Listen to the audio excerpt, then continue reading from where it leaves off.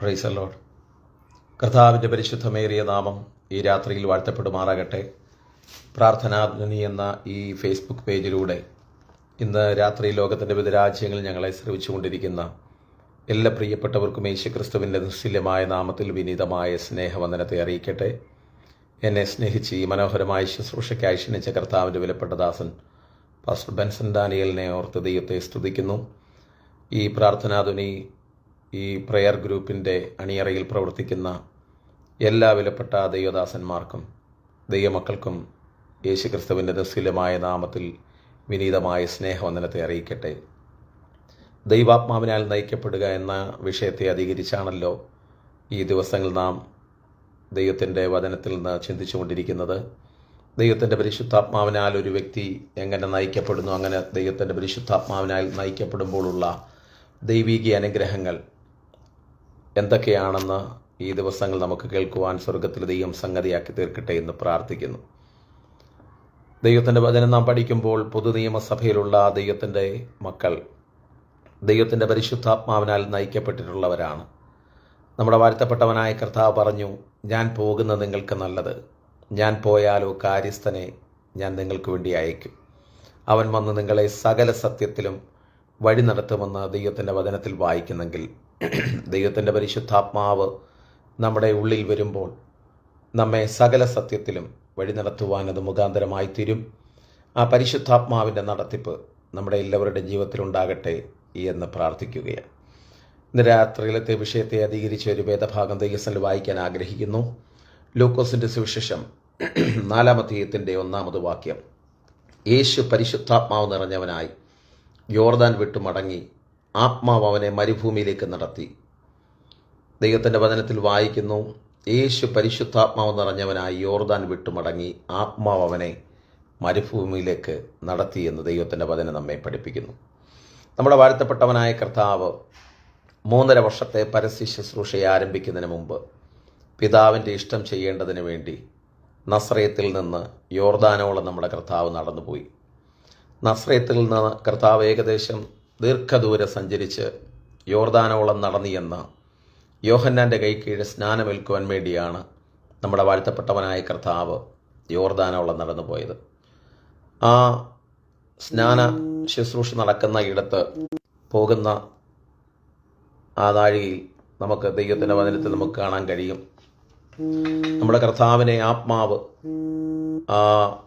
ദൈവാത്മാവിൻ്റെ നടത്തിപ്പിനാൽ യോഹന്നാൻ്റെ കൈക്കീഴ് സ്നാനമേൽക്കുവാൻ വേണ്ടി ആ യോർദാനിലേക്ക് കർത്താവ് നടന്നു പോകുന്ന സമയത്ത് യോഹന്നാൻ യേശുവിനെ കണ്ടിട്ട് ദൈവത്തിൻ്റെ കുഞ്ഞാണ്. നമ്മുടെ കർത്താവിൻ്റെ ജീവിതയാത്രയിൽ ഒത്തിരി വേദനാജനകമായ അനുഭവങ്ങളിലൂടെ നമ്മുടെ കർത്താവ് കടന്നു പോയിട്ടുണ്ട്. ഒരു കൂട്ടം പേർ പറഞ്ഞു ഇവൻ തച്ചൻ്റെ മകനാണ്, മറ്റൊരു കൂട്ടം ആൾക്കാർ യേശുവിനെക്കുറിച്ച് പറഞ്ഞു ഇവൻ മറിയുടെ മകനാണ്. അങ്ങനെ ഒത്തിരി പരിഹാസത്തിൻ്റെ വാക്കുകൾ യേശു കർത്താവ് തൻ്റെ ബാല്യകാലം മുതലേ കേട്ട് അനുഭവിച്ച് നിന്നയിലൂടെ പ്രതിസന്ധിയിലൂടെ നമ്മുടെ കർത്താവ് കടന്നു പോയിട്ടുണ്ട്. എന്നാൽ നമ്മുടെ വാഴ്ത്തപ്പെട്ടവനായ കർത്താവ് യോഹന്നാൻ്റെ കൈക്കീഴ് സ്നാനമേൽക്കുവാൻ യോർദാനിലേക്ക് നടന്നു നീങ്ങുമ്പോൾ യോഹന്നാൻ വിളിച്ചു പറയുകയാണ്, ഇതാ ലോകത്തിൻ്റെ പാപത്തെ ചുമന്നൊഴിക്കുന്ന ദൈവത്തിൻ്റെ കുഞ്ഞാണ്. ഇവൻ തച്ചൻ്റെ മകനല്ല, ഇവൻ മറിയുടെ മകനല്ല, ഇവൻ ലോകത്തിൻ്റെ മുഴുവൻ പാപത്തെയും ചുമന്നൊഴിക്കുന്ന ദൈവത്തിൻ്റെ കുഞ്ഞാടാണെന്നുള്ള സാക്ഷ്യം അന്ന് യോഹന്നാനിൽ നിന്ന് യേശു കർത്താവ് അവിടെ നിന്നവരെല്ലാം കേൾക്കുവാനിടയായി തീർന്നു. യോഹന്നാൻ യേശു കർത്താവിനെ സ്നാനപ്പെടുത്തുന്ന ആ ഒരു നാഴിക നമുക്ക് തിരുവെഴുത്തിൽ കാണാൻ കഴിയും. യേശു കർത്താവിനോട് യോഹന്നാൻ പറയുക, ഗുരു, നിന്നാൽ സ്നാനമേൽക്കുന്നത് എനിക്ക് ആവശ്യം. യേശു കർത്താവ് യോഹന്നാനോട് പറഞ്ഞു, യോഹന്നാനെ ഇപ്പോൾ സമ്മതിക്കാം, ഇങ്ങനെ സകല നീതിയും നിവർത്തിക്കപ്പെടുന്ന നമുക്കുചിതമെന്ന് പറഞ്ഞ് നമ്മുടെ കർത്താവ് യോഹന്നാൻ്റെ കൈക്കീഴ് സ്നാനമേറ്റ് വെള്ളത്തിൽ നിന്ന് പൊങ്ങി വരുമ്പോൾ ഒരു ശബ്ദം ഉയരത്തിൽ നിന്ന് കേട്ടു, ഇവൻ എൻ്റെ പ്രിയപുത്രൻ, ഇവനിൽ ഞാൻ പ്രസാദിച്ചിരിക്കുന്നു. പിതാവിൽ നിന്നുള്ള ശബ്ദമാണ് കേട്ടത്, ഇവൻ എൻ്റെ പ്രിയപുത്രൻ, ഇവനിൽ ഞാൻ പ്രസാദിച്ചിരിക്കുന്നു. പിതാവിൻ്റെ ഇഷ്ടം ചെയ്യുവാൻ യേശു കർത്താവ് തയ്യാറായപ്പോൾ പിതാവ് തന്നെ സാക്ഷ്യം പറഞ്ഞു, ഇവൻ എൻ്റെ പ്രിയപുത്രന്, ഇവനിൽ ഞാൻ പ്രസാദിച്ചിരിക്കുന്നു. പരിശുദ്ധാത്മാവ് പ്രാവെന്ന ദേഹരൂപത്തിൽ കർത്താവിൻ്റെ മേൽ ഇറങ്ങി വന്നു എന്ന് തിരുവെഴുത്ത് നമ്മെ പഠിപ്പിക്കുന്നു. പിതാവും പുത്രനും പരിശുദ്ധാത്മാവും ഒരുമിച്ച് സമ്മേളിക്കുന്ന ഒരിടമാണ് സ്നാനപ്പെടുന്ന ഒരിടമെന്ന് പറയുന്നത്. അങ്ങനെ യേശു കർത്താവ് സ്നാനമേറ്റ് യോർദാനിലേക്ക് പരിശുദ്ധാത്മാവ് നിറഞ്ഞവനായി യോർദാൻ വിട്ടുമടങ്ങി ആത്മാവ് അവനെ മരുഭൂമിയിലേക്ക് നടത്തിയെന്ന് തിരുവെഴുത്ത് നമ്മെ പഠിപ്പിക്കുന്നു. നമ്മുടെ കർത്താവിനെ ആത്മാവ് മരുഭൂമിയിലേക്ക് നടത്തി. 3.5 വർഷത്തെ പരസ്യ ശുശ്രൂഷ ആരംഭിക്കുന്നതിന് മുമ്പ് 40 ദിവസം നമ്മുടെ കർത്താവ് ഉപവസിക്കേണ്ടതിന് വേണ്ടി മരുഭൂമിയിലേക്ക് ആത്മാവ് യേശു കർത്താവിനെ നടത്തി. മരുഭൂമിയിലേക്ക് നടത്തുമ്പോൾ പരീക്ഷകനാണ് യേശു കർത്താവിനെ ഈ മരുഭൂമിയിൽ പരീക്ഷിക്കാനായി കടന്നു വന്നത്. പക്ഷേ ആത്മപൂർണനായ കർത്താവിനെ പരാജയപ്പെടുത്തുവാൻ പിശാചിന് കഴിഞ്ഞില്ല.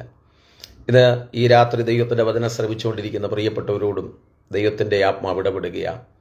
നിന്റെ ജീവിതയാത്രയിൽ ആത്മനിറവിലൊരു ജീവിതം നീ നയിക്കുകയാണെങ്കിൽ പിശാചിന് നിന്നെ തകർക്കാൻ കഴിയത്തില്ല. 40 ദിവസത്തെ ഉപവാസത്തിൽ കർത്താവിന് വിശന്നവനായിരുന്നു, കർത്താവ് ദാഹിച്ചവനായിരുന്നു. ആ സമയത്ത് പറയുന്നു, നീ കല്ലപ്പമാകാൻ കൽപ്പിക്കുക എന്ന് പിശാച് യേശുവിനോട് പറയുമ്പോൾ യേശു കർത്താവ് പറയുന്നു, മനുഷ്യൻ അപ്പം കൊണ്ട് മാത്രമല്ല ദൈവത്തിൻ്റെ വായിൽ നിന്ന് വരുന്ന സകല വചനം കൊണ്ടും ജീവിക്കുന്നു എന്ന് പറഞ്ഞ് പിശാചിനെ ജയിച്ചത് ദൈവത്തിൻ്റെ വചനം കൊണ്ടാണ്.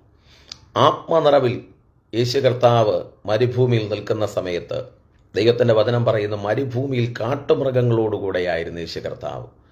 കാട്ടുമൃഗങ്ങൾ, കടിച്ചു കീറുവാൻ കൊതിക്കുന്ന, മറവിടങ്ങൾ പതിയിരിക്കുന്ന ദുഷ്ടജന്തുക്കളുള്ള മരുഭൂമിയിൽ നമ്മുടെ വാഴ്ത്തപ്പെട്ടവനായ കർത്താവ് ചെല്ലുമ്പോൾ കാട്ടുമൃഗങ്ങൾക്ക് കർത്താവിനെ ഒന്നും ചെയ്യാൻ കഴിഞ്ഞില്ല. എന്താ കാര്യം? താൻ ആത്മപൂർണനായിരുന്നു. ഈ ദുഷ്ടം നിറഞ്ഞ ലോകത്തിൽ നാം ജീവിക്കുമ്പോൾ അന്ധകാര ശക്തികൾ നമുക്ക് വിരോധമായി എഴുന്നേറ്റ് വരുന്ന നാഴികയിൽ നാം ആത്മപൂർണതയിലൊരു ജീവിതം നയിക്കുകയാണെങ്കിൽ പിശാചിന് നമ്മെ പരാജയപ്പെടുത്തുവാൻ കഴിയത്തില്ല. ഈ വചനം കേട്ടുകൊണ്ടിരിക്കുമ്പോൾ ദൈവത്തിൻ്റെ ആത്മാവ് തൻ്റെ ജനത്തോട് ഇടപെടുകയാണ്. നീ ആത്മനിറവിലൊരു ജീവിതം നയിച്ച് ശത്രുവിനോട് പോരാടാൻ തയ്യാറാകുന്നുവെങ്കിൽ ദുഷ്ടന് നിന്നെ പരാജയപ്പെടുത്തുവാൻ കഴിയത്തില്ല. അങ്ങനെ കർത്താവ് പല പരീക്ഷകൾ അനുഭവിച്ചു.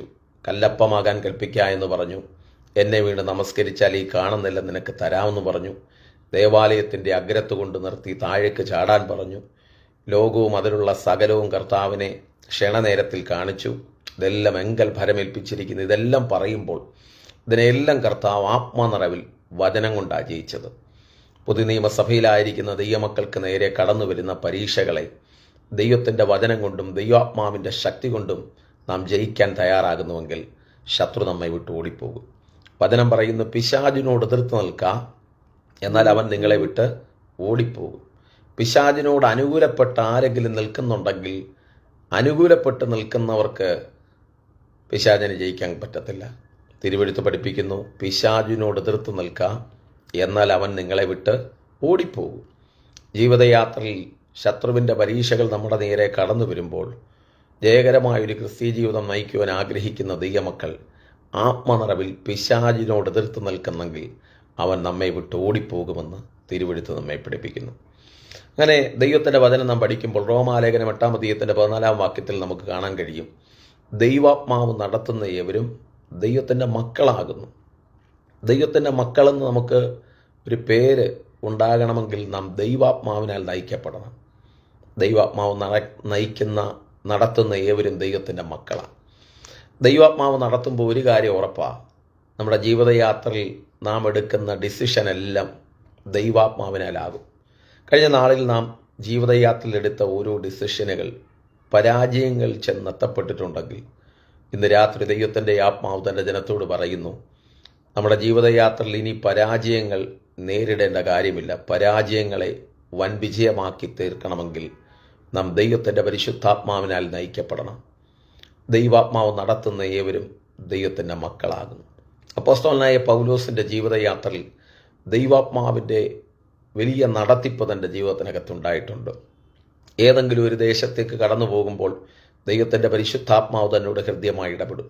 ഇറ്റലിയിലേക്ക് കപ്പൽ യാത്ര തുടങ്ങിയ പൗലോസിൻ്റെ ആ യാത്രയ്ക്ക് മുന്നമേ ദൈവത്തിൻ്റെ ആത്മാവ് തന്നോട് ഇടപെട്ടു. ഈ യാത്രയിൽ കപ്പൽ യാത്ര വളരെ ദുസ്സഹമായി തീരും. കപ്പലിൻ്റെ ചരക്കിന് മാത്രമല്ല, ഇതിൽ യാത്ര ചെയ്യുന്നവരുടെ പ്രാണന് വരെ ഏറിയ കഷ്ടനഷ്ടങ്ങൾ വരുമെന്ന് ദൈവാത്മാവ് പൗലോസിനെ അറിയിച്ചു. പൗലോസ് അത് പറഞ്ഞു. എങ്കിലും പൗലോസ് പറഞ്ഞ കാര്യം അത് കാര്യമാക്കാതെ കപ്പലുടമയുടെയും മാലൂമിയുടെയും വാക്ക് അധികം ശ്രദ്ധയോടെ ജനം വിശ്വസിച്ച് യാത്ര മുന്നോട്ട് പോയെങ്കിലും തിരുവെഴുത്ത് പഠിപ്പിക്കുന്ന വല്ലാത്ത കൊടുങ്കാറ്റിൽ അകപ്പെട്ടിട്ട് എല്ലാവരും ജീവിതയാത്രയിൽ രക്ഷപ്പെടുമെന്നുള്ള ആശയറ്റുപോകുവാൻ അങ്ങനൊരു സാധ്യത അവരുടെ ജീവിതത്തിനകത്തുണ്ടായി. അങ്ങനൊരു സാഹചര്യത്തിലൂടെ അവർ കടന്നുപോയി. പൗലോസിന് മുൻകൂട്ടി ഈ കാര്യം അറിയാവുന്നത് ദൈവാത്മാവിനാലാണ്. ഇന്ന് ഈ രാത്രി വചനം കേട്ടുകൊണ്ടിരിക്കുമ്പോൾ പരിശുദ്ധാത്മാവ് ഇടപെടുന്നു.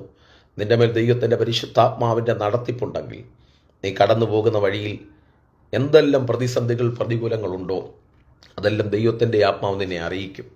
അങ്ങനെ നിനക്ക് അതിനെ അതിജീവിക്കാൻ കഴിയും. എങ്കിലും ആ യാത്ര തുടങ്ങി പ്രതിസന്ധികൾ പ്രതികൂലങ്ങൾ ആഞ്ഞടിച്ചെങ്കിലും ദൈവാത്മാവ് നടത്തുന്ന തൻ്റെ ഭക്തന് പരാജയപ്പെട്ടു പോകുവാൻ ദൈവം സമ്മതിച്ചില്ല. ഒരു ദ്വീപിൽ ചെന്ന് അത്ഭുതകരമായി മുട്ടി വീണ് താൻ ആ കപ്പൽ ഛേദത്തിൽ നിന്ന് അത്ഭുതകരമായി രക്ഷപ്പെട്ടു. പൗലോസ് ദൈവാത്മാവിനാലാണ് നയിക്കപ്പെട്ടത്. പൗലോസിൻ്റെ ക്രിസ്തീയ ജീവിതത്തിൽ താൻ മുന്നോട്ട് കടന്നു പോകുമ്പോൾ താൻ അനുഭവിച്ച പ്രതിസന്ധികൾ പലതും ഉണ്ടായിരുന്നെങ്കിലും ദൈവത്തിൻ്റെ വചനം നമ്മെ പഠിപ്പിക്കുന്നു, പൗലോസ് ചില സ്ഥലത്ത് പോയി പ്രസംഗിക്കരുതെന്ന് പരിശുദ്ധാത്മാവ് തന്നോട് ഇടപെട്ടിട്ടുണ്ട്. എഫെസോസിൽ പോകരുതെന്നോ കൊരിന്തിൽ പോകരുതെന്നോ അങ്ങനെ ഓരോ കാര്യങ്ങൾ ദൈവത്തിൻ്റെ ആത്മാവ് തന്നോട് ഇടപെട്ടതനുസരിച്ചാണ് പൗലോസ് സ്റ്റെപ്പ് വെച്ചിട്ടുള്ളത്. പൗലോസ് പറയുന്നു, ഞാൻ എഫെസോസിൽ പെന്തക്കോസ്ത് വരെ പാർക്കും. എനിക്ക് വലുതും സഫലമായൊരു വാതിൽ തുറന്നു കിട്ടിയിരിക്കുന്നു. എതിരാളികൾ പലരുണ്ട്. ദൈവാത്മാവിനാലാ എഫെസോസിൽ പോയത്. ആ ദേശത്ത് വലിയ മന്ത്രവാദികളുള്ള ദേശമായിരുന്നു. അർത്തമീസ് ദേവിയുടെ കുടിയിരിപ്പുള്ള പട്ടണം. ആ ദേശത്തൊക്കെ ചെന്ന് ദൈവാത്മപൂർണനായി എഴുന്നേറ്റുന്ന ദൈവത്തിൻ്റെ വചനം പ്രസംഗിക്കുമ്പോൾ ആ ദേശത്ത് മന്ത്രവാദികൾ ആ ആത്മനിറവിലുള്ള വചനം കേട്ട് തൻ്റെ മുന്നിലേക്ക് വിലയുള്ള മന്ത്രവാദ പുസ്തകങ്ങൾ കൊണ്ടുവന്ന് കൂട്ടിയിട്ട് കത്തിക്കത്തക്ക നിലയിൽ ആ മേഖലയെ ഭരിച്ച് അന്ധകാര ശക്തികളെ കീഴടക്കുവാൻ ആത്മനിറവിലൊരു ശുശ്രൂഷ ചെയ്ത പൗലോസിൻ്റെ ശുശ്രൂഷയിലൂടെ ജനം വിടുവിക്കപ്പെട്ടെങ്കിൽ നീ വചനം കേട്ടുകൊണ്ടിരിക്കുന്ന പ്രിയപ്പെട്ടവരോട് ദൈവത്തിൻ്റെ ആത്മാവ് ഇടപെടുകയാണ്. നീ ആത്മാവിനാൽ നയിക്കപ്പെടുന്നൊരു വ്യക്തിയാണെങ്കിൽ എത്ര മന്ത്രവാദമോ ആഭിചാരമോ ജാതീയ ശക്തികളോ സാമുദായിക ശക്തികളോ ഒരുമിച്ച് എഴുന്നേറ്റ് നിൽക്കുന്ന മേഖലയിൽ പോലും നിനക്ക് ജയിക്കാൻ കഴിയും. കാരണം നീ ദൈവാത്മാവിനാൽ നയിക്കപ്പെടുന്നൊരു വ്യക്തിയാണെങ്കിൽ ശത്രുവിനെ നിനക്ക് ജയിക്കാൻ കഴിയും. പുതിയ നിയമത്തിൽ ദൈവാത്മാവിനാൽ നയിക്കപ്പെട്ട ഒത്തിരി പ്രിയപ്പെട്ടവരെ നമുക്ക് കാണാൻ കഴിയും. ദൈവാത്മാവ് അത്ഭുതകരമായി നടത്തി അവർ കടന്നുപോയ സ്ഥലങ്ങളിലൊക്കെ വലിയ ആത്മാവിൻ്റെ പരിവർത്തനമുണ്ടായിട്ടുണ്ട്.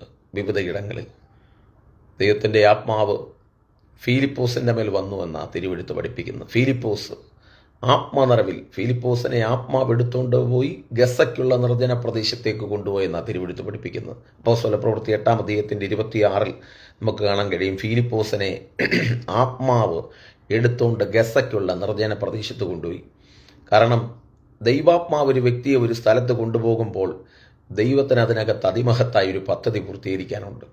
ഫിലിപ്പോസിനെ അയച്ച ഇടത്ത് അസാധാരണമായ ദൈവപ്രവൃത്തി വെളിപ്പെട്ടു വരികയും ഷണ്ണൻ എന്നു പേരുള്ള എത്യോപ്യ രാജ്ഞിയുടെ ധനകാര്യ മന്ത്രിയെ സ്നാനത്തിലേക്ക് നയിക്കുകയും പൊരുൾ തിരിച്ചു കൊടുക്കുകയും ചെയ്ത് അദ്ദേഹത്തെ ദൈവകൃപയിലാക്കുവാൻ ഫിലിപ്പോസിൻ്റെ ശുശ്രൂഷയിലൂടെ സാധിച്ചെങ്കിൽ ഇന്ന് ഈ രാത്രി വചനം കേട്ടുകൊണ്ടിരിക്കുന്ന പ്രിയപ്പെട്ടവരോട് ദൈവത്തിൻ്റെ ആത്മാവ് ഇടപെടുകയാണ്.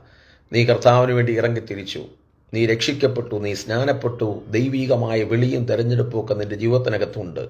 പക്ഷേ ദൈവാത്മാവിനാൽ നീ നയിക്കപ്പെട്ടാൽ ദൈവത്തിൻ്റെ ആത്മാവ് നിന്നോട് പറയും, കുഞ്ഞേ, നീ കടന്നു പോകുന്ന സ്ഥലത്ത്, നീ കടന്നു പോകുന്ന ഇടത്ത് നിന്നെ ദൈവം ഒരു അത്ഭുതത്തിൻ്റെ ഉപകരണമാക്കി മാറ്റണമെങ്കിൽ ആത്മാവിന് വിധേയപ്പെടണം. ദൈവാത്മാവിൻ്റെ നടത്തിപ്പിലൂടെ ഒരു വ്യക്തി കടന്നു പോകുന്നിടത്ത് ഒരാത്മാവിനെയല്ല, എത്രയോ ആത്മാക്കളെ നിനക്ക് നേടാൻ കഴിയും. ഒരാത്മാവിൻ്റെ വിലയെന്ന് പറയുന്നത് മുഴു ലോകത്തെക്കാളുമുള്ള വിലയാണ്. യേശു കർത്താവ് ഇങ്ങനെ പറഞ്ഞു, ഒരു മനുഷ്യൻ സർവ്വലോകവും നേടിയാലും തൻ്റെ ആത്മാവിനെ നഷ്ടമാക്കിയാൽ അവനെന്തു പ്രയോജനം? കാരണം ഒരു ആത്മാവിൻ്റെ വിലയെന്ന് പറയുന്നത് മുഴു ലോകത്തെക്കാളുമുള്ള വിലയാണ്. നാം ഇന്ന് ക്രിസ്ത്യാനികളായി ദൈവമക്കളായി വേർപെട്ട് ദൈവത്തെ ആരാധിക്കുന്ന ദൈവമക്കളായി നാം ആയിരിക്കുമ്പോൾ നമ്മുടെ ജീവിതത്തിൻ്റെ ലക്ഷ്യമെന്ന് പറയുന്ന വല്ലവിധേനെ ദൈവാത്മാവിൻ്റെ നടത്തിപ്പിൽ നാം ജീവിച്ച് നരകത്തീയിൽ നിന്ന് ഒരു കൂട്ടം പേരെ വലിച്ചെടുക്കാനായി തലമുറയിൽ സ്വർഗത്തിൽ ദൈവം നമ്മെ കണ്ടിരിക്കുന്നത്. അങ്ങനെ ഫിലിപ്പോസിനെ ആത്മാവ് എടുത്തുകൊണ്ട് പോയെടുത്ത് അസാധാരണമായ ദൈവപ്രവൃത്തി വെളിപ്പെട്ട് ഒരുവൻ ദൈവകൃപയിലായിത്തീർന്നെങ്കിൽ നീ വചനം കേട്ടുകൊണ്ടിരിക്കുമ്പോൾ പരിശുദ്ധാത്മാവ് തൻ്റെ ജനത്തോട് പറയുകയാണ്, 2025 എന്ന് പറഞ്ഞ പുതുവർഷത്തിൽ ദൈവാത്മാവിനാൽ നീ നയിക്കപ്പെട്ട് ജീവിതം മുന്നോട്ട് പോകുമ്പോൾ നീ കൈയൂണ്ടി പ്രാർത്ഥിക്കുന്ന കുടുംബങ്ങളെ ആത്മാവ് വേർതിരിക്കും. നീ കരം വെച്ച് പ്രാർത്ഥിക്കുന്ന രോഗികളെ എൻ്റെ ദൈവം സൗഖ്യമാക്കും. നീ ഉള്ളങ്കാൽ ചവിട്ടുന്ന ഇടം കർത്താവ് നിനക്ക് അവകാശമായി നൽകി തരണമെങ്കിൽ ദൈവാത്മാവിൻ്റെ നടത്തിപ്പ് നിൻ്റെ ജീവിതത്തിനകത്തുണ്ടാകണം. അങ്ങനെ ആത്മനിറവിലൊരു ജീവിതം, ദൈവാത്മാവിനാൽ നയിക്കപ്പെടുന്ന ഒരു ജീവിതം ഒരു വ്യക്തിക്കുണ്ടെങ്കിൽ ഒരു കാര്യം ഉറപ്പാ, നീ പരാജയപ്പെട്ടു പോകുകയില്ല. പഴയ നിയമത്തിൽ ഒത്തിരി വ്യക്തികളെ ദൈവാത്മാവ് അവരുടെ മേൽ വന്നപ്പോൾ എന്തൊക്കെ അവരുടെ ജീവിതത്തിനകത്ത് സംഭവിച്ചെന്നുള്ളത് നമുക്ക് തിരുവെഴുത്തിൽ കാണാൻ കഴിയും. ദൈവത്തിൻ്റെ കൈ, യഹോവയുടെ കൈ ഏലിയാവിൻ്റെ മേൽ വന്നുവെന്നാണ് തിരുവെഴുത്ത് നമ്മെ പഠിപ്പിക്കുന്നത്. കാരണം ഏലിയാവ് എന്നു പേരുള്ള ശക്തനായ പ്രവാചകൻ ഒറ്റയ്ക്കായിരുന്നു തൻ്റെ ശുശ്രൂഷ. തൻ്റെ കൂടെ ഒരു കൂട്ടം പേരൊന്നുമില്ലായിരുന്നു. താൻ സത്യത്തിന് വേണ്ടി നിന്നൊരു പ്രവാചകനായിരുന്നു. യഹോവ ദൈവമെങ്കിൽ അവനെ സേവിപ്പീൻ, ബാലാണ് ദൈവമെങ്കിൽ അവനെ സേവിപ്പീൻ എന്ന് പറഞ്ഞ് പ്രാർത്ഥിച്ച് യഹോവയാണ് സത്യതയെന്ന് തെളിയിച്ച ദൈവത്തിൻ്റെ പ്രവാചകനായ ഏലിയാവ് ജീവിതയാത്രയിൽ ഒത്തിരി പ്രതിസന്ധി അനുഭവിച്ചൊരു വ്യക്തിയായിരുന്നു ഏലിയാവ്. പക്ഷേ ഏലിയാവിന് വിരോധമായി ആഹാബ് രാജാവ് എഴുന്നേറ്റ് വരുമ്പോൾ ആഹാബിനെ ജയിക്കുവാൻ ദൈവശക്തിയാണ് ഏലിയാവിനെ ശക്തീകരിച്ചത്. ദൈവത്തിൻ്റെ വചനം പറയുന്ന ആഹാബ് രാജാവ് അതിവേഗത്തിൽ മിസ്രൈമെ പെൺകുതിരകൾ കെട്ടിവലിക്കുന്ന രഥവുമായിട്ട് ഏലിയാവിൻ്റെ മുന്നിൽ ഏലിയാവിനെ മൈൻഡ് ചെയ്യാതെ പൊക്കൊണ്ടിരിക്കുമ്പോൾ വചനം പറയുന്ന യഹോവയുടെ കൈ ഏലിയാവിൻ്റെ മേൽ വന്നു. അവൻ അരകെട്ടിയും കൊണ്ട് ഇസ്രായേലിൽ എത്തുന്നത് വരെ ആഹാബിൻ്റെ രഥത്തിന് മുൻപായി അവൻ ഓടിയെന്നാണ് തിരുവെഴുത്ത് പഠിപ്പിക്കുന്നത്. അപ്പം ഒരു രഥചക്രത്തിൻ്റെ മുന്നമേ ഓടുവാൻ ഉള്ള ബലം ഏലിയാവിൻ്റെ മേൽ വന്നത് യഹോവയുടെ ആത്മാവ് അവൻ്റെ മേൽ ഇറങ്ങി വന്നപ്പോഴാണ്. യഹോവയുടെ ആത്മാവ് ഏലിയാവിൻ്റെ മേൽ വന്നപ്പോൾ ആഹാബ് രാജാവിൻ്റെ കുതിരകളെക്കാൾ അതിവേഗത്തിൽ ഓടുവാനുള്ള ബലം ഏലിയാവിൻ്റെ മേൽ വ്യാപരിച്ചു. ദൈവത്തിൻ്റെ വചനം പറയുന്നു, കാലാളോടുകൂടെ നീ ഓടി ക്ഷീണിച്ചു പോയാൽ കുതിരയോട് എങ്ങനെ മത്സരിച്ചോടും? സമാധാനമുള്ള ദേശത്ത് നീ നിർഭയനായിരുന്നാൽ യോർദാൻ്റെ വൻകാട്ടിൽ എന്തു ചെയ്യും? അപ്പം ഇനിയുള്ള കാലഘട്ടത്തിൽ നീ കാലാളോടുകൂടെ ഓടി ക്ഷീണിച്ചു പോകാനുള്ള വ്യക്തിയല്ല, നീ കുതിരപ്പടയോട് മത്സരിച്ചോടി നീ ഒരു ജയാളിയായിത്തീരണം. ക്രിസ്തീയ ജീവിതം ഒരു ഓട്ടക്കളമാണ്. ഓട്ടക്കളത്തിൽ ഓടുന്നവർ അനേകരെങ്കിലും ബിരുദ് പ്രാപിക്കുന്നവർ ചുരുക്കമെന്ന് തിരുവെഴുത്ത് നമ്മെ പഠിപ്പിക്കുന്നു. ബിരുദ് പ്രാപിക്കുന്നവർ ചുരുക്കമാണ്. നാം പ്രാപിക്കാൻ തക്കവണ്ണം ഓടണമെന്ന് ദൈവത്തിൻ്റെ വചനം നമ്മെ പഠിപ്പിക്കുന്നെങ്കിൽ നമ്മുടെ മുന്നിൽ വെച്ചിരിക്കുന്ന ഓട്ടം ഓടി നാം ബിരുദ് പ്രാപിക്കണമെങ്കിൽ ദൈവാത്മാവിൻ്റെ നടത്തിപ്പ് നമ്മുടെ ജീവിതത്തിനകത്തുണ്ടാകണം. പഴയ നിയമത്തിൽ അതിശക്തമായ ആത്മവ്യാപാരത്താൽ ഫെലിസ്തീയ പ്രഭുക്കന്മാർക്കൊരു തലവേദനയായി തീർന്നൊരു വ്യക്തിയായിരുന്നു ശിംശോൻ എന്നു പേരുള്ള വ്യക്തി. ശിംശോൻ അസാധാരണമായ കായികബലം ആത്മവ്യാപാരത്താൽ നേടിയെടുത്ത് ഫെലിസ്തീയ പ്രഭുക്കന്മാർക്കൊരു തലവേദനയായി തീർന്നു. അങ്ങനെ ഒരു വ്യക്തിയായിരുന്നു ശിംശോൻ. ശിംശോനെ ബന്ധിക്കാൻ ഫെലിസ്തീയ ശക്തികൾ പല വഴികൾ നോക്കി. അവസാനം ഒരു ഫെലിസ്തീയ കന്യകയായിരിക്കുന്ന ദലീലെ അവൻ്റെ അടുക്കലേക്ക് അയച്ച് അവനെ വശീകരിച്ച് അവൻ്റെ ഉള്ളം മുഴുവൻ അവളെ അറിയിച്ചതിൻ്റെ അനന്തരഫലമായി അവൻ്റെ മഹാശക്തി ഏതിലാകുന്നുവെന്ന് അവൾ മനസ്സിലാക്കി. ആ മഹാശക്തി തിരിച്ചറിഞ്ഞവൾ എങ്ങനെയെങ്കിലും ഏതു വിധത്തിലും അവനെ പരാജയപ്പെടുത്തുവാൻ വേണ്ടിയുള്ള പദ്ധതികൾ ആവിഷ്കരിച്ചു. അങ്ങനെ ശിംശോൻ പറഞ്ഞു, എൻ്റെ തലയിൽ ഇതുവരെ ശൗരക്കത്തി തൊട്ടിട്ടില്ല. ഞാൻ എൻ്റെ ബാല്യം മുതൽ യഹോവയ്ക്ക് വേണ്ടി ഒരു നാസർ വൃതസ്ഥനായി ഞാൻ വേർതിരിക്കപ്പെട്ടൊരു വ്യക്തിയാണെന്ന് പറഞ്ഞ് ജീവിതത്തിൽ താൻ എങ്ങനെയാണ് ഇങ്ങനെ അസാധാരണമായ കായികബലം ആത്മവ്യാപാരത്താൽ നേടിയെടുത്തിരിക്കുന്നതെന്നുള്ള രഹസ്യം ഈ ദലീലയെ അറിയിച്ചതിൻ്റെ അനന്തരഫലമായി ദലീല അവനെ ഒരു പരാജയത്തിലേക്ക് കൊണ്ടുപോയി. ഒരു ബാലൻ അവനെ കൈപിടിച്ച് നടത്തത്തക്ക നിലയിൽ അവനൊരു ബലഹീനനായി തീർന്നു. അവസാനം ഒരു പരസ്യ കോലമായി തീർന്നു. തൻ്റെ ജീവിതത്തിൻ്റെ അന്ത്യമൊക്കെ നമുക്ക് തിരുവെഴുത്തിൽ കാണാൻ കഴിയും. അസാധാരണമായ കായികപരം ആത്മവ്യാപാരത്താൽ നേടിയെടുത്ത വ്യക്തിയായിരുന്ന ശിംശോൻ്റെ ജീവിതത്തിൽ പരാജയത്തിന് കാരണം ദൈവാത്മാവിൻ്റെ നടത്തിപ്പനുസരിച്ച് ജീവിതം മുന്നോട്ട് കൊണ്ടുപോഞ്ഞതുകൊണ്ടാണ്. ഇന്ന് രാത്രി വചനം കേട്ടുകൊണ്ടിരിക്കുമ്പോൾ ദൈവത്തിൻ്റെ ആത്മാവ് തൻ്റെ ജനത്തോട് പറയുന്നു, ദൈവാത്മാവിനാൽ നയിക്കപ്പെടുന്ന ഒരു ജീവിതം ഒരു ഭക്തനുണ്ടെങ്കിൽ നീ പരാജയപ്പെട്ടു പോകുവാൻ ദൈവം സമ്മതിക്കത്തില്ല. പഴയ നിയമത്തിൽ ഇസ്രായേലിലെ ഒന്നാമത്തെ പ്രഭുവായിരിക്കുന്ന ശൗലിനെ കുറിച്ച് പറയുന്നു. ശൗൽ പ്രവാചക ഗണത്തിലോ എന്നുപോലും ചോദിക്കത്തക്ക നിലയിൽ ശക്തനായ ഒരു പ്രവാചകനായിരുന്നു ശൗല്. ശൗലിൻ്റെ ജീവിതത്തിൽ ഒത്തിരി വീഴ്ചകൾ സംഭവിച്ചതിൻ്റെ അനന്തരഫലമായി ദൈവാത്മാവ് അവനെ വിട്ടുമാറി. ദൈവാത്മാവ് ഒരു വ്യക്തിയെ വിട്ടു മാറിക്കഴിഞ്ഞാൽ അവൻ്റെ മേൽ വരുന്നത് ദുരാത്മാവാണ്. ശൗലിൻ്റെ മേൽ ദുരാത്മാവ് വന്ന സമയത്ത് ദാവീദിനെ ഏതു വിധത്തിലും കൊന്നുകളയുവാൻ അസൂയയുടെ ആത്മാവ് അവൻ്റെ മേൽ വ്യാപരിച്ചു. ഒരിക്കൽ ഇസ്രായേലിലെ കന്യകമാർ ഇങ്ങനെ വിളിച്ചു പറഞ്ഞു, ശൗൽ 1000 കൊന്നു, ദാവീദോ 10,000 കൊന്നു. അന്നു മുതൽ ഒരിക്കൽ ദൈവാത്മാവിൻ്റെ നടത്തിപ്പ് അനുഭവിച്ച് ജീവിച്ച ദൈവീക തെരഞ്ഞെടുപ്പ് ദൈവിക തെരഞ്ഞെടുപ്പിൻ പ്രകാരം ഇസ്രായേലിൻ്റെ രാജാവായിട്ട് അഭിഷേകം ചെയ്ത് ശൗലിൻ്റെ ജീവിതത്തിൽ വന്ന പരാജയം എന്താണെന്ന് ചോദിച്ചാൽ, ദൈവാത്മാവിന് അവൻ വിധേയപ്പെട്ടില്ല. അഭിഷിക്തനായ ദാവീദിനെ കൊന്നുകളയുവാനുള്ള പദ്ധതി അവൻ നോക്കിയപ്പോൾ ജീവിതത്തിൽ പരാജയം വന്നു. തിരുവെടുത്ത് നാം പഠിക്കുമ്പോൾ നമുക്ക് കാണാൻ കഴിയും, ശൗലിൻ്റെ മേൽ ദുരാത്മാവ് വന്നു. ദാവീദ് കിന്നരം വായിക്കുമ്പോൾ ദുരാത്മാവ് ശൗലിനെ വിട്ടു മാറിപ്പോകും. ഇന്ന് ഈ വചനം കേട്ടുകൊണ്ടിരിക്കുമ്പോൾ പരിശുദ്ധാത്മാവ് ഞാൻ പറയാം, അഭിഷിക്തരെന്ന് പേര് പറയുന്നവരുടെ മേലെല്ലാം നാം തിരിച്ചറിയേണ്ട ഒരു കാര്യം, അവർ ദൈവാത്മാവിനാലാണ് നയിക്കപ്പെടുന്നത്. ദൈവാത്മാവിനാൽ ഒരു വ്യക്തി നയിക്കപ്പെട്ടില്ലെങ്കിൽ അവരുടെ മേൽ ദുരാത്മാവ് വരും. ദുരാത്മാവ് വന്നു കഴിയുമ്പോൾ മറ്റുള്ളവനെ ഏതെങ്കിലും വിധത്തിൽ തകർക്കുവാനുള്ള ശ്രമം നോക്കും.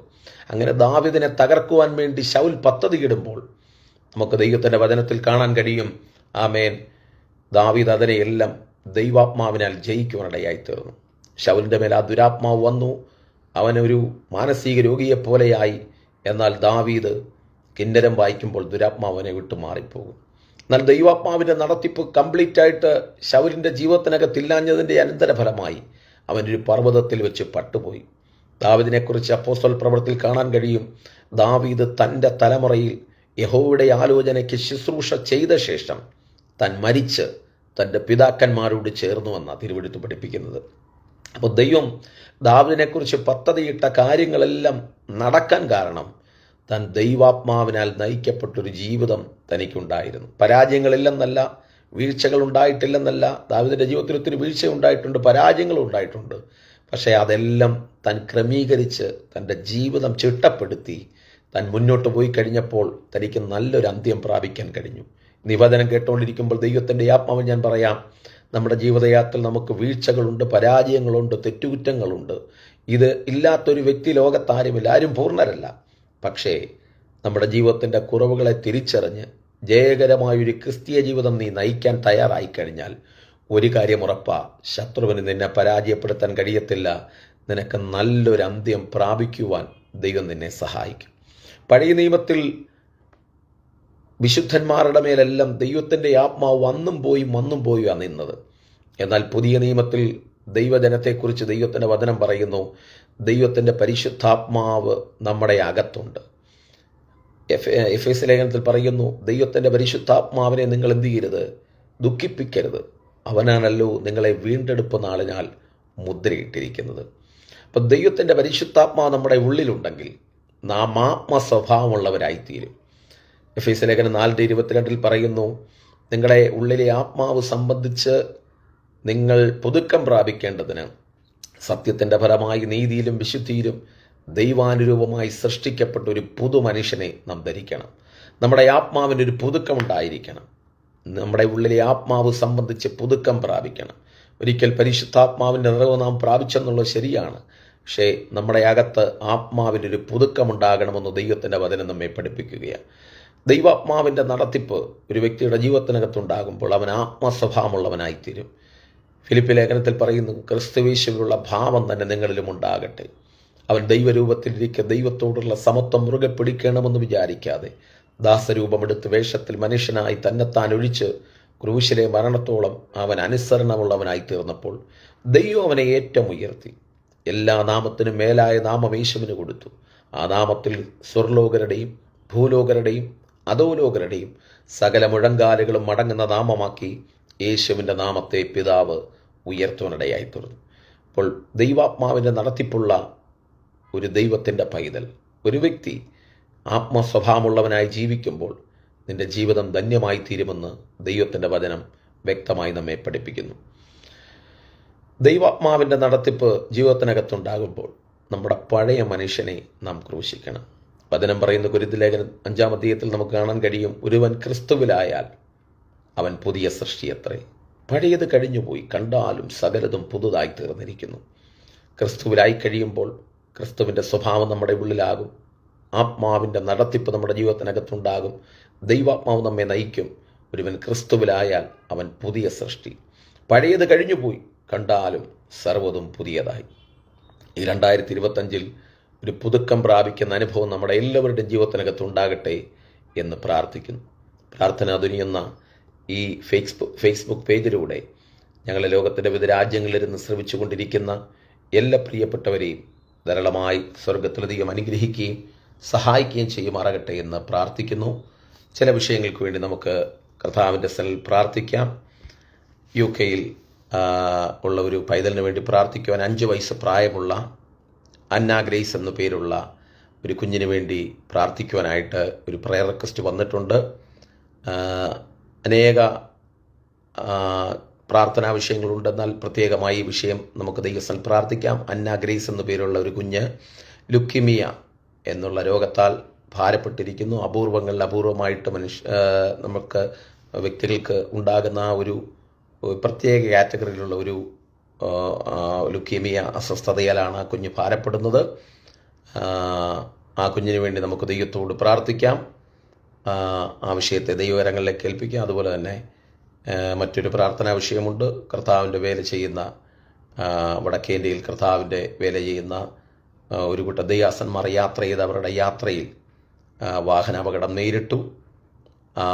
അനർത്ഥത്തിൽ ആയിരിക്കുന്ന കർത്താവിൻ്റെ ദാസന്മാരെ കർത്താവിൻ്റെ കരങ്ങളിലേക്ക് ഏൽപ്പിച്ച് നമുക്ക് ദൈവത്തോട് പ്രാർത്ഥിക്കാം.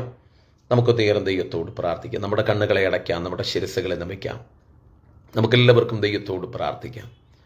ഞങ്ങളുടെ പ്രിയ പിതാവേ, ഇവിടുത്തെ പുത്രനും ഞങ്ങളുടെ രക്ഷിതാവുമായ യേശുക്രിസ്തുവിൻ്റെ നാമത്തിൽ ഞങ്ങൾ തിരുമുഖത്തേക്ക് നോക്കുന്നു.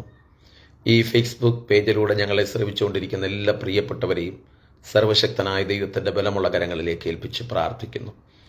ഇവിടെ പറയപ്പെട്ട പ്രാർത്ഥനാ വിഷയത്തെ സർവശക്തനായ ദൈവത്തിൻ്റെ കരങ്ങളിലേക്ക് ഏൽപ്പിക്കുന്ന കർത്താവേ, UK വാത്സല്യ പൈതലിന് നേരിട്ടിരിക്കുന്ന ശാരീരിക ക്ലേശ നിമിത്തം ആ ഭവനം വല്ലാത്ത ദുഃഖത്തിലായിരിക്കുന്നല്ലോ. ദുഃഖത്തിലായിരിക്കുന്ന ആ ഭവനാംഗങ്ങളെ കർത്താവ് ആശ്വസിപ്പിക്കുകയും അതിവേഗം പായുന്ന കർത്താവിൻ്റെ വചനമയച്ച് ആ പൈതലിനെ കർത്താവ് വിടുവിച്ച് രോഗശാന്തി, ആരോഗ്യം, സൗഖ്യം, ദൈവകൃപ, ദീർഘായുസ് ആ കുഞ്ഞിനെ മേൽ കൽപ്പിക്കുമാറണമെന്ന് ഞങ്ങൾ ദൈവത്തോട് പ്രാർത്ഥിക്കുന്നു. വടക്കേ ഇന്ത്യയിൽ കർത്താവിൻ്റെ വേല ചെയ്യുന്ന ദൈവദാസന്മാരിൽ ചിലർ നേരിട്ട വാഹനാപകടത്തിൽ വല്ലാത്ത ഒരു അനർത്ഥത്തിലായിരിക്കുന്ന പ്രിയപ്പെട്ട മിഷണറിമാർക്ക് വേണ്ടി ഞങ്ങൾ പ്രാർത്ഥിക്കുന്നു. ബീഹാർ മിഷണറി ആയിരിക്കുന്ന pastor Jiji Joseph, brother Jijo John എന്നിവർ നേപ്പാളിൽ ഒരു മീറ്റിങ്ങിന് പോകുന്ന വഴിയിൽ അപകടമുണ്ടായി ഹോസ്പിറ്റലിൽ അഡ്മിറ്റ് ആയിരിക്കുന്നല്ലോ. ഈ ദൈവദാസന്മാർക്ക് വേണ്ടി ഞങ്ങൾ വിശ്വാസത്തോടെ ദൈവത്തോട് പ്രാർത്ഥിക്കുന്ന കർത്താവെ, അവർ കടന്നു പോകുന്ന എല്ലാ ശാരീരിക ക്ലേശങ്ങളെയും ദൈവം നീക്കി കർത്താവ് പരിപൂർണമായി വിടുതൽ അവർക്ക് കൊടുത്ത് മരണത്തിൽ നിന്ന് നീക്കുപോക്ക് കൽപ്പിച്ച് ദൈവരെ സൗഖ്യത്തോടെ വിടുതലോടെ എഴുന്നേൽപ്പിക്കുമാറണമെന്ന് ഞങ്ങൾ ദൈവത്തോട് പ്രാർത്ഥിക്കുന്നു. ഇന്ന് രാത്രി കേട്ട ദൈവത്തിൻ്റെ വചനം ഞങ്ങളുടെ എല്ലാവരുടെയും ജീവിതത്തിൽ അനുഗ്രഹത്തിനും വിടുതലിനും കാരണമാക്കി തീർക്കണമേ.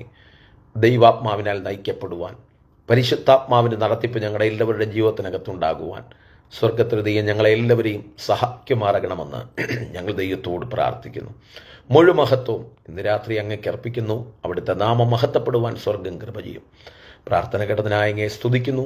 യേശുക്രിസ്തുവിൻ നിസ്തുല്യ നാമത്തിൽ തന്നെ ആമേൻ. ഇത്രയും സമയം ശാന്തമായ അന്തരീക്ഷത്തിൽ ഞങ്ങളെ ശ്രമിച്ചുകൊണ്ടിരുന്ന എല്ലാ പ്രിയപ്പെട്ടവരെയും സർവകൃപാലുവായി ദൈവം അനുഗ്രഹിക്കുകയും സഹായിക്കുകയും ചെയ്യുമാറാകട്ടെ എന്ന് പ്രാർത്ഥിക്കുന്ന എന്നെ സ്നേഹിച്ച് ഈ ശുശ്രൂഷയ്ക്കായി അവസരമൊരുക്കി തന്ന പ്രാർത്ഥനാ ദുനിയുടെ വിലപ്പെട്ട കർത്താവിൻ്റെ ദാസൻ പാസ്റ്റർ ബെൻസൺ ഡാനിയേൽ, അതുപോലെ തന്നെ ഇതിൻ്റെ പിന്നിൽ പ്രവർത്തിക്കുന്ന എല്ലാ വിലപ്പെട്ട ദൈവദാസന്മാരെയും സർവകൃപാലുവായി ദൈവം അനുഗ്രഹിക്കട്ടെ എന്ന് പ്രാർത്ഥിക്കുന്നു. May God bless you all.